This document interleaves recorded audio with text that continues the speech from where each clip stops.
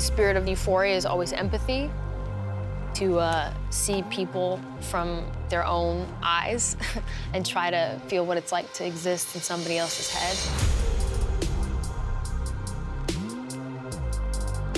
There's pain and there's darkness, but there's also hope, and happiness, and humor. You look like a cat coughed your ass up. The narrative arc of Euphoria has always been about the search for forgiveness or redemption that comes out of that. If this show is going to be honest about addiction, it needs to be honest about the lines that you cross, that you feel like you could never come back from. It's okay, Rue. If Rue is going to get clean, then it means she's going to have to face the shame and embarrassment of what she's done. Algee? It's Rue. Algee is the only one that sees her for who she is, but holds her accountable and knows how to speak to her because he directly understands her experience. Yeah, I'm sorry. Listen to me. I forgive you. How do you know that I mean it? Because the hour is certain to come. So we must forgive graciously.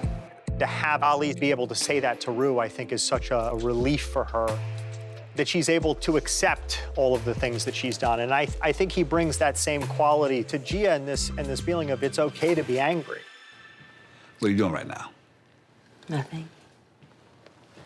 Want to help me cook? I can help.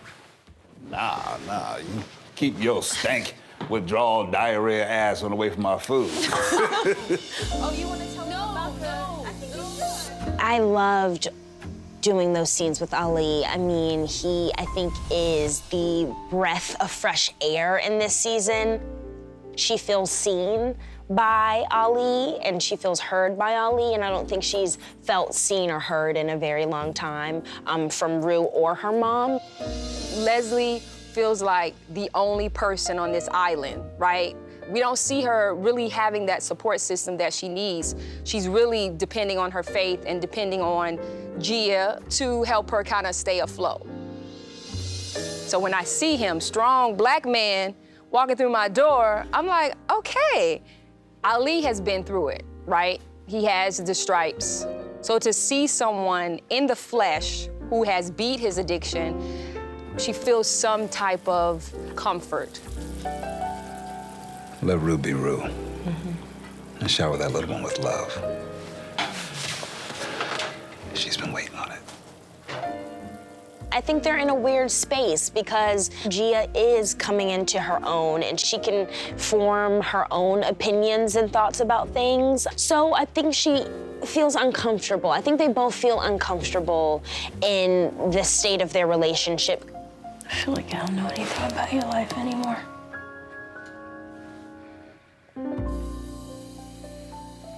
I'll tell you when you get back.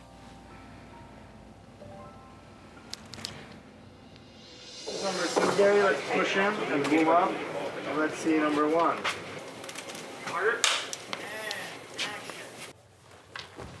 Yeah. So what are we doing here?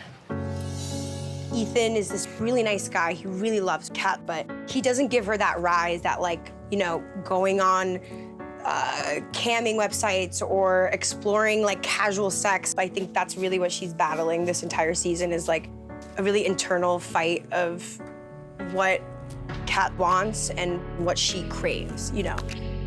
I feel like there's a loneliness that a lot of people in this show feel, like, just like not being understood, wanting to express themselves, not knowing how to express themselves, or not knowing like how to care for themselves or give themselves love.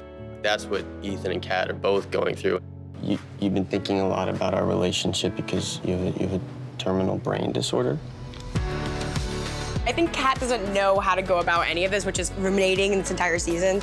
Kat just has never felt that way and doesn't know how to deal with it, and that's her whole spiral this season, you know what I mean? So it's It's beautifully funny and also pretty sad because we love Keithan. Bye. One of the things I love most about the show is being able to sort of provide more context for why someone is the way they are. Because it naturally shifts the audience's feelings about, you know, how they see a character. There's a lightness and a freedom to Nate with Cal being gone. It's like his oppressor is no longer sort of like lurking in the halls. But I think there's this constant feeling that even though he thinks he's free from it all, it never is really gonna leave him alone, you know? He's deeply flawed, and somehow, some way, we raised a child who's even more deeply flawed.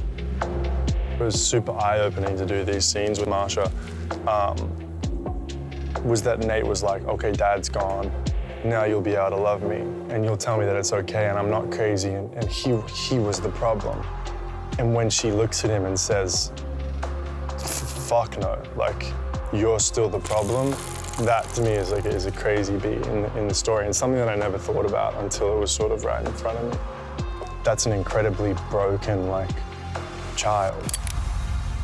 What are you doing? Don't worry, I'm not here to apologize. Not an easy scene to film. Really, it's just traumatic to walk into your bedroom and someone that you love and who you thought loved you is sitting there threatening you with a gun. I'm gonna need that disc now. The only thing scarier than having that giant man on top of you with a gun to your head is if he had a gun to his head and he was threatening to shoot himself that close to your face would be one of the more horrifying experiences to endure. I think it speaks to the kind of demented psychology of Nate. What, did you become like a good person? Absolutely not, no. You should have seen what I had to do to get it. On paper, it seems like Nate plays a lot of games and everything's structured, but I really don't think in his head that he's playing games at all. To him, any kind of love, he's gonna like accept. And I think that brings him a great deal of comfort because it means he won't end up in the same place that his mum and dad did. I ruined my entire life for you.